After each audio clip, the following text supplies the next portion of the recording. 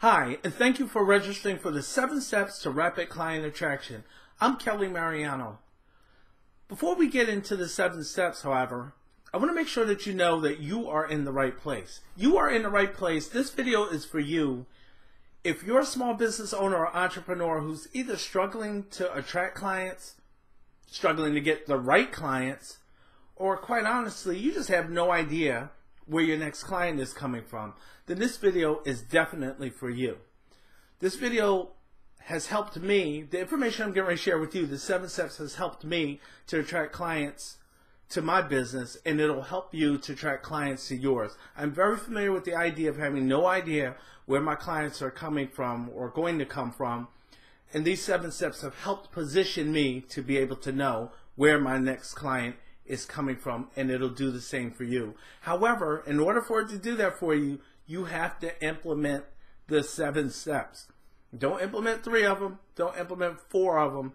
Implement all 7 steps into your business. They're designed for you to implement pretty much right away. Implement them into your business so that you can see the change. But in order for you to know that there was change, you have to know your current numbers. Do you know your numbers? As a business coach, one of the things I find is that a lot of entrepreneurs don't know their numbers. They don't know how much they're making. They're not sure where their money is coming from. They might be able to take a stab or a guess at it, but they really don't know. So make sure that you know your numbers. You can grab some measurements of what's happening in your business currently. That way, once you implement the 7 steps, you'll be able to more readily determine the changes that it has made in your business. You definitely want to be able to measure the change. And I want you to promise yourself to give yourself 30 days with these changes. They're not miracle changes. They're simply ways to communicate more effectively to your ideal audience so that you create marketing that is magnetic. Magnetic marketing will cause your clients to identify themselves to you, and that way your clients are starting to come to you as opposed to you chasing down your clients. So let's get into the 7 steps to rapid client attraction that you're going to implement for 30 days into your business. The first one is quite simple. You want to start with a specific audience. Now, many of you, depending on how long you've been in business, you already know that you need to know your target audience. But before you push the fast forward button on this, or you slide the bar over to get to the next section, make sure that when you're identifying your target audience, you've brought that all the way down to the level of an avatar, meaning a very specific character that you can identify as being your ideal or your target audience. What I tell my clients is the easiest way to do this is to simply identify your best client this far. Is that person's not going to be both a man and a woman. I know you can serve both. You may be able to serve both with whatever you're marketing. But what I want you to focus on is not who you can sell to, but who is most likely to buy. One of them is going to be, it's either going to be a man or men, or it's going to be women. It's not going to be both of them. It's almost statistically impossible for it to be exactly down the middle. Now, if you happen to have 50-50, that's fine. Flip a coin and pick one. Pick the one that you'd rather work with. If it's really that even, pick the one that you'd rather work with the most, and we'll start there. Now, what we're not doing, what I'm not saying is to exclude the other. So if you serve women more, women, let's say ages 35 to 45, it doesn't mean you can't you can't serve a man who's 25 with whatever your product or service is.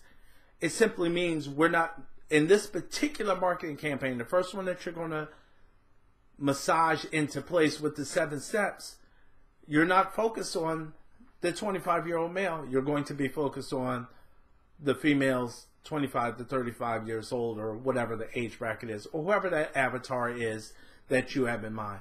For example, my avatar is 45 years old. Her name is Brenda. She makes $75,000 a year. She has 2 kids. She's married. I'm not sure if I said that already. All of these things. She's a Christian. She's whatever.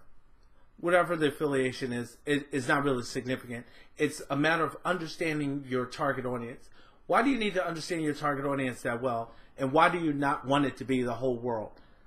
You don't want it to be the whole world because you want to be seen as a specialist.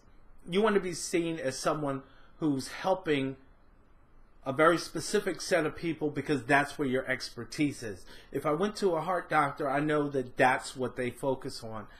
If I went to an eye doctor, I know that's what that person focuses on. I'm not going to go to a generalist if I have something very specifically wrong with my eye. I want to go to an eye doctor. You're positioning yourself the same way to be the specialist in your particular area. Now, you can present yourself as a specialist to multiple groups, and that's what many entrepreneurs miss. They think when we tell them to pick an ideal audience that you can't pick multiple ideal audiences. You can. You can create multiples, but unless your marketing is that broad or you're making enough money, we want to start with the one that's the best for you first, and then we'll create additional marketing pieces after. So again, you want to identify your specific audience. Here's another thought that I want to make sure that you get this. Please don't miss this. If you missed the first part, back it up, check that part out, but don't miss this either. In your marketing, you want to specify who that is that you're serving. Who are you there to serve? When you specify, it makes it clear to your listener, to your prospect, that it's for them. If I say I help female entrepreneurs to grow their businesses, if you're a female and you're an entrepreneur, it's clear that I'm talking to you. If you're a guy, you go, oh, that's not for me.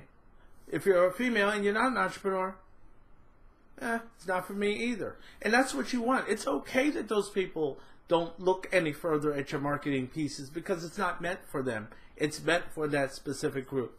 So make sure your group is very specific. Use an egoic label, a label that resonates with the person. Not a term that they wouldn't use, but a term that actually they would use about themselves. They would call themselves a business owner or an entrepreneur or whatever it is, or whoever it is you're serving. Think about terms that they refer to themselves as.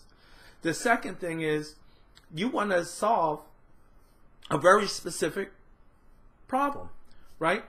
Entrepreneurs solve problems for people for a profit, and that's what you're going to do. You're going to solve a problem for them of some sort.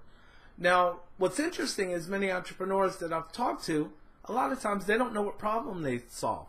They know what product they offer, but they don't know what problem they solve. This is a huge mistake. You need to understand what problem you're solving. If you don't know what it is, go back and talk to some of your past clients and ask them, hey, what benefit have you received from my product or service? What has it helped you do? What pain has it taken away? What has it made easier in your life? You need to know what problem it is you're solving. And the problem that you're solving needs to be a top of mind problem. It can't be something that they're only remotely aware of, or they don't really understand what it is. In some cases, you may need to illustrate or illuminate them or kind of describe to them what it is they're dealing with. For example, one example is one of the side effects of, if you will, one of the side effects of dehydration is that a person may get headaches. Now, the thing that the person is aware of is that they're having headaches. But no one's up in the middle of the night saying, oh my God, I got a headache. Somebody give me a glass of water. They're probably reaching for some headache medicine, right? Obviously, they'll get water by default, but they're not thinking dehydration necessarily. So if your product is solving a problem that your client may not be aware of, you have to educate your clients as to why they need your product. And that's another step. And that's a marketing formula that if I get a chance at the end, I'll share that with you, the marketing formula. But you really want to educate people if they don't know. But you want to have a top of mind problem. So in this particular case, if you were helping someone, let's say with drinking more water, you'd have to address the headaches. You have to educate the client to the fact that their headaches are connected to the water or dehydration issue. You have to educate them to that, then take them to your product. So you have another step that you may need to overcome or that you may need to address, which is fine. It's not a big deal. You just have to know that you need to do that. But don't just offer a solution when your client doesn't know they have a problem yet, or you haven't identified what problem it is you're solving. When I opened up this video, I said to you, you're in the right place if you're an entrepreneur, small business owner who's not attracting enough clients. If you have more than enough clients in your business, you're overwhelmed with clients, you have clients coming out your ears, your phone's ringing off the hook and all of that, this video is probably not going to help you a whole lot, because you probably will find that you're already doing these 7 steps. So you can go ahead and click stop and go find a video on maybe managing your business or automating processes or something like that. But if that's not the case, then you should be watching this video, which probably already happened. So if you're watching to this point, you probably need more clients. So again, you want to know what the specific top of mind problem is. And the top of mind problem for entrepreneurs that are struggling with getting clients is getting clients. And that's why I addressed it from that perspective. Excuse me. So you have you have a specific audience, and then you have a specific problem.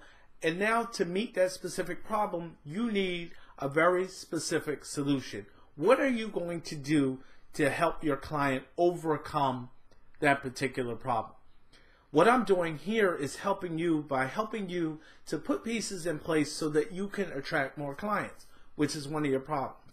So if you take the pieces, you take all 7 steps and implement them, you will attract more clients, and then you can move on to other aspects of marketing and growing your business. But for now, the idea is to help you to attract more clients. So you want to have a specific solution.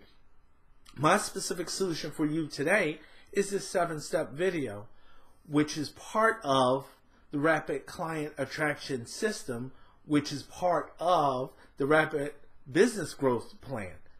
So it's all part of a bigger scope of things, but I need to help you get to the first step to make sure your business is viable, because if your business isn't viable, it becomes very difficult to talk about anything down the road because you're in survival mode in your business, and we want to kind of move beyond that. So again, you want to make sure that you have a specific solution. Now, once you're into marketing this specific solution, one of the other challenges that most entrepreneurs have, and I really want you to, this is a good time to, well, not at this very moment, but in a moment, I want you to pull up your website and look at it and see how it lines up with the first parts that we've talked about so far, including with what I'm getting ready to share with you right now. And that is, are you focusing on benefits or are you focusing on features? The vast majority of entrepreneurs they try to sell features of a product or service. And it's not the features that the client is trying to buy. They want the benefits of it. When someone is coaching with me, they don't want the features. The features would be the coaching program. The features would be maybe the homework or the tools that I give or any number of things along those lines. Those are features.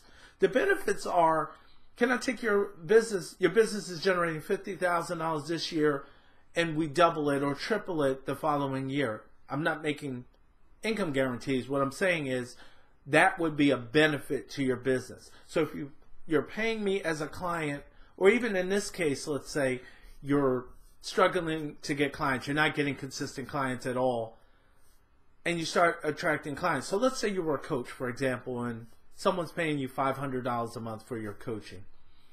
And you add, as a result of the 7 steps, you add 2 clients to your business every month. That's $1,000 more every month. That's a benefit. That's the benefit. There's another benefit is the business owner can then pay their bills. They can have peace of mind. They can take their family on vacation. There's a bunch of things that go along with that. But the main benefit in that particular case is generating more revenue. And their business becomes viable. But those are benefits. Again, make sure that you're focusing in your marketing on benefits and not features. Now, we're going to pause for a moment if you want to. You can do it later if you'd like. But I'd like you to take a look at your website. Now, it's been said you have about 7 seconds to grab the attention of a web website visitor, if you will, right? I was going to say web browser, a website visitor. You have about 7 seconds to get their attention. Now, in that 7 seconds, what I want you to do is pull up your website. I know you've seen your website before, and maybe you want to have someone else take a look at it. Someone that doesn't, either they know what your business does, maybe kind of, sort of, but they're not really that in tune with it, or maybe get someone that doesn't know your business at all and say, hey, take a look at my website. Maybe somebody that's in another Facebook group with you or something like that. Ask them to take a look at your website. Give them 10 seconds, 15 seconds even, and without scrolling, ask them if they can tell you exactly who you serve and what you help them with, who you serve, what problem you address, and how you, not how you solve the problem, but maybe what your solution is. Or even if they can't tell what the solution is, see if they can identify who you serve and what you help them do. What problem do you help them solve? If they can't tell that, if you can't tell that in 7 seconds, or someone else can't tell that in 7 seconds after getting to your website is virtually useless. Now, you may be saying, hey, wait a minute, Kelly, I've gotten calls on my website. That may be an anomaly more than it has anything to do with the way in which your website is communicating a message to your ideal clients. But if you're watching this video, it's probably an indication you're not getting enough clients.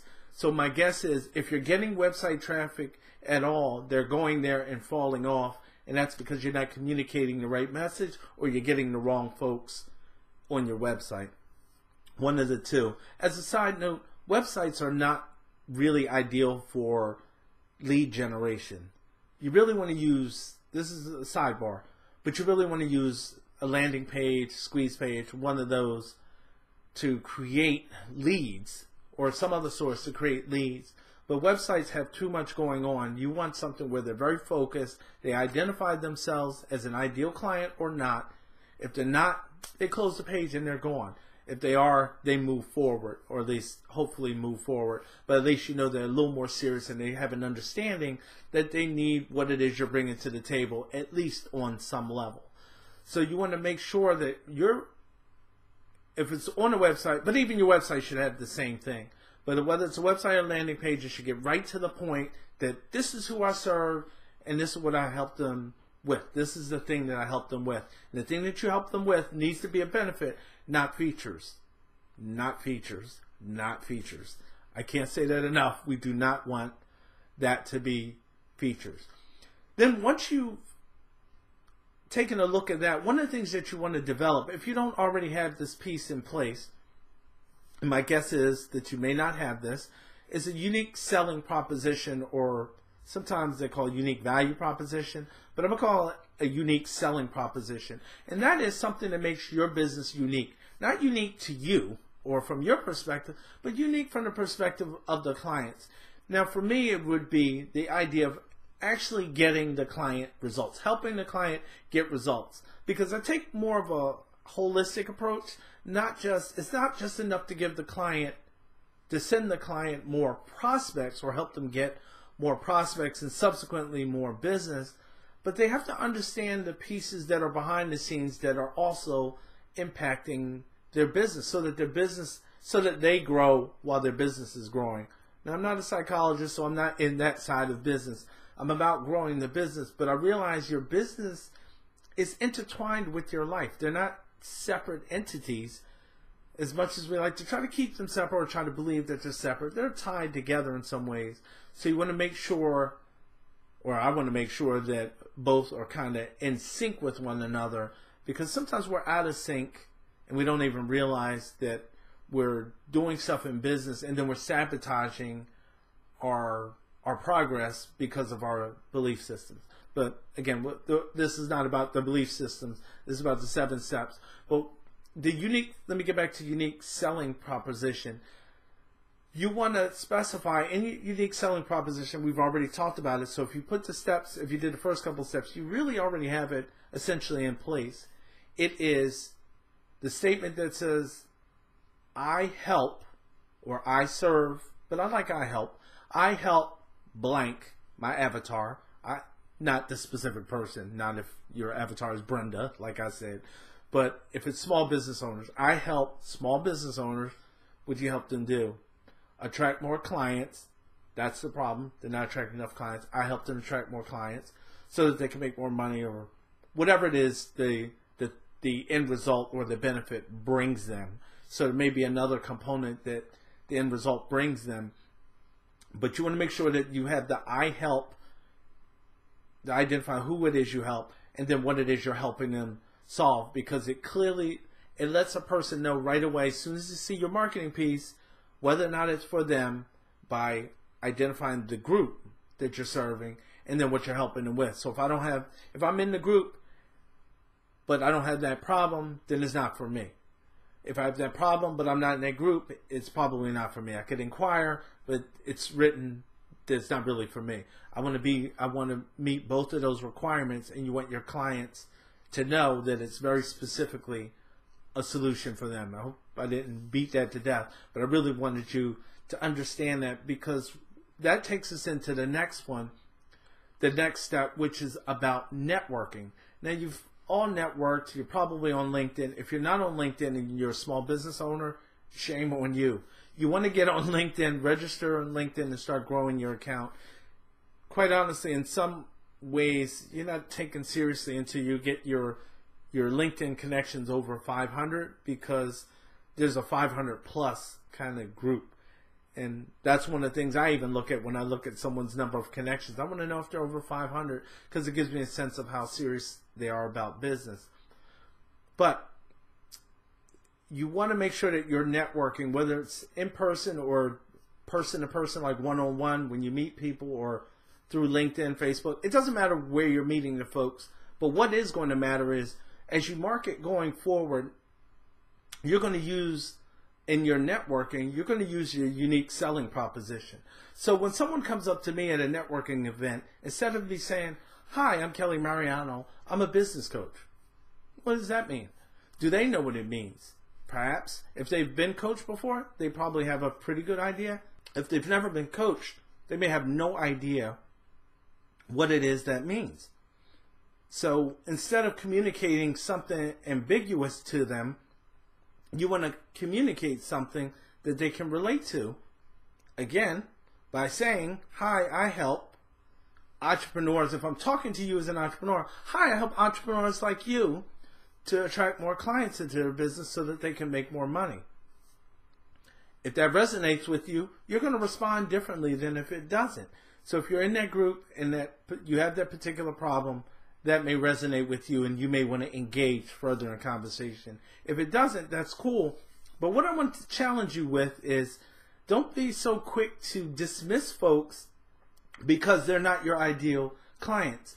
You may not pursue them the same way, but they may be able to point you towards your ideal clients. You could even ask, "Hey, who do you know? What female entrepreneurs," if I serve female entrepreneurs in that way, or that's my group, I could say, "Oh, what female entrepreneurs do you know that may be able to benefit from having more clients?" You don't even have to say what the actual problem is. You could say what the benefit is. "Hey, who do you know what small business owner do you know that could benefit from more clients?" That'd probably be the vast majority of them, quite honestly. So that's how I want you to handle going into networking situations. Again, it doesn't matter where it is, whether it's an in-person event or if it's on LinkedIn or some kind of other engagement. It doesn't really matter. Just change the conversation from, "Hi, I'm my title," to, "Hi, I help this particular group get this benefit out of whatever. This is what they'll get from interacting with me or doing business with me." Don't say doing business with me, but you know what I'm saying. "I help this group get this benefit," period. And let that be the hook. If it resonates, again, it resonates, and you can move forward. That alone is worth the price of admission. Okay, you didn't pay to be here. But the fact of the matter is, that makes a huge difference right there. Just changing the way you articulate it. You really want it to be a message. Your UVP, your USP, unique selling proposition. You really want it to be clear, concise, and compelling. Not something boring like, "Oh, I'm a I'm a business coach. Quite honestly, that would be kind of boring unless someone knows the benefits that they can get. If you know I can triple your business over the course of a year, it's probably not very boring to you. It may be the thing that wakes you up at a networking event. However, if I just say, oh, I have these coaching programs, etc., that doesn't mean, that just sounds like more work. But if I tell you, hey, I can help you, I know the path to get you to where you want to be, that's a different thing. So really what I want you to focus on is develop your unique selling proposition and really think about what makes you unique, what makes you different, what makes you stand out, what will make you stand out. First of all, you using that type of a statement will help you stand out, because most people at a networking event, quite honestly, simply say their title. But I want you to think about what really makes you stand out. It wasn't a client, I had a client, sort of like a client interview, and I was talking to this organization. In case they see this video, I don't want to say, of course, who the organization is, but we had talked for over an hour. I met with this particular prospect in person. We had spoken for more than an hour, and then they made a statement about a particular success rate that they were having in their business. And I was like, there it is. That's the, not only was that a unique selling proposition, that's a competition, competition crushing statement that they have, that they're not using on their marketing. Even today, they still don't use it in their marketing. I'm not sure why. Maybe there's some other reason that they never explained, but it's competition crushing. If you do something in a way, if I could guarantee you 5 times your business over the course of a year and no one else can do that, that's competition crushing. Because why would you go to another business coach if I can crush it? If I can help you do 5 times your business next year, unless your business was 0, and that wouldn't really help. But if I can help you to do 5 times as much business next year, you'd be in awesome shape, and you would love that, and that would kind of put other coaches out of the equation.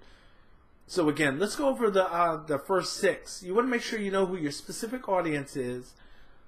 The second one is you want to know what specific problem, what top of mind problem are you solving. If my client is up tossing and turning at 2 a.m., I want to know what's keeping them up at night. And then you want to be able to help them with that. Number 3 was help them with a very specific solution. What are you going to put together? What program, what product well, you might already have the product in place, but what product or service are you going to offer to them to help them with the problem that they're having? And then your marketing pieces, you're going to focus on benefits and not features. If you don't know the difference, make sure you go back through this and listen to some of the examples, but you want to focus on benefits. If you're doing bullet points and you're identifying, hey, here's all these great things you'll get, don't list a bunch of features, only list benefits. Stay away from features altogether. Simply list benefits. It's only maybe in a closing conversation or actual sales conversation that the features may come into play, because that may be one of the things that helps them to make a decision, helps your prospect to make a buying decision. Otherwise, your marketing pieces should be benefit rich, feature poor. You want to make sure that you develop a unique selling proposition, as we just talked about. Make sure that you're saying, this is who I help and this is what I help them with. You want to make sure that you're using networking in your marketing. You want to make sure that you're getting out there and you're engaging folks, whether it's through LinkedIn, Facebook. Make sure that even your title in LinkedIn, go look at my profile. Again, my name is Kelly Mariano, KELLY-MARIANNO. Take a look at my profile on LinkedIn. You'll see that my profile is not set up like a resume. It's set up more like a sales letter to let people know who I serve and what I help them to do. Make sure that your LinkedIn profile is doing the same. If you identify your business on Facebook, do the same there. Any chance you get to have a title, instead of a title, try to indicate what it is you do and who it is you help and what it is you help them to do. The last thing is a bit of a, may strike some of you as being interesting, but it's a very effective tool. And the last thing is using public speaking to grow your business. I'm doing it right now. I'm using public speaking to put this video out there to reach folks. You can use public speaking as well. And you may be thinking, oh my God, I don't want to do that. It's so scary. You can learn to overcome your fear. There was a time where there's no way I would have done this. I wouldn't have gotten in front of groups. I've been in front of groups as large as 300 individuals. Once you understand that your product or service is a benefit to someone else and someone is waiting for your product or service, and you need to let people know as quickly as you can and get in front of as many people as you can to share your message. If you have challenges with public speaking or you want to get better at it before you do it, you could go join maybe a Toastmasters organization or some other speaking organization. I like Toastmasters. I've been in Toastmasters. I've been the president of a chapter before. I certainly understand that process. I can teach you. I can coach you through the public speaking component as well. I do have a public speaking coaching program that would also be of benefit, but I'm really not trying to specifically market that to you. I'm just telling you there are resources available that will help you to be able to do that. And one of the reasons public speaking is so powerful, if you're marketing any product, you'll know that one of the challenges is to get people to know, like, and trust you. One of the things that public speaking does, it allows them to know, like, and trust you, in many cases in person. So it accelerates the pace. And one of the things also is when someone hands you a microphone, they're handing you instant credibility. Where else do you get that type of credibility? When we market online, we have to build credibility to let a person know our background, let them know why we can help them. There's a trust thing that has to be built up. I'm sharing information with you for free, hoping that this benefits you, of course, but if there's an opportunity for me to serve you at a greater level, I would love to do that as well, but that would take time for us to get to know one another. Whereas in a public speaking setting, they feel like they know you by the time you're done speaking, or at least to some degree, enough to engage you just a little bit more. When I speak at public speaking events, whether it's a conference or something like that, people come up to you to talk to you about what you just talked about. And that's what you want. And very often when you get these public speaking opportunities, they're not opportunities for you to just pitch your product. You have to learn how to craft a message in a way that lets them know what you do and how you help people without very specifically selling your product in or your service. So I could, in the middle of an event, talk about how I've helped one client double their revenue from one year over the next, but I can't actually say, hey, I have this coaching program for this amount of dollars, go to the back table. Some cases you will be able to do that, in some cases you won't. So you just have to be creative with how you craft your message so that you get a message across to your prospective clients so that they know, hey, this guy or girl could definitely help me in my business. So those are the 7 steps to rapid client attraction. We went through the 6. I reviewed the 6, then we did number 7. Those are the 7. Implement all 7 into your business. Now, I realize that if you're nervous or what have you with the public speaking, I challenge you to try to go ahead without a lot of preparation or without a lot of delay in getting started. Just push past the fear. But if you're unable to or you don't want to go that way, then go to a Toastmasters and start getting yourself comfortable with that. But certainly the other 6 can be implemented immediately in your business. And again, do it for 30 days. Commit yourself to 30 days to implement at least the 6 if you're not willing to do the 7th. But implement at least the first 6 of them into your business and see what difference it makes in your business. I challenge you because I'm very sure, I'm very confident that these 7 steps will help you to grow your business, help you to attract your ideal clients into your business and attract them on a regular basis. You'll be creating magnetic marketing in your business and for your business, which is something, if you're not getting clients, is something that is currently lacking in your business. I hope you enjoyed the 7 steps for rapid client attraction. Again, use them in your business, and I look forward to hearing success stories from you about how these 7 steps have helped you to attract more clients into your business. My name again is Kelly Mariano. This has been my pleasure to serve you with these 7 steps. Thank you.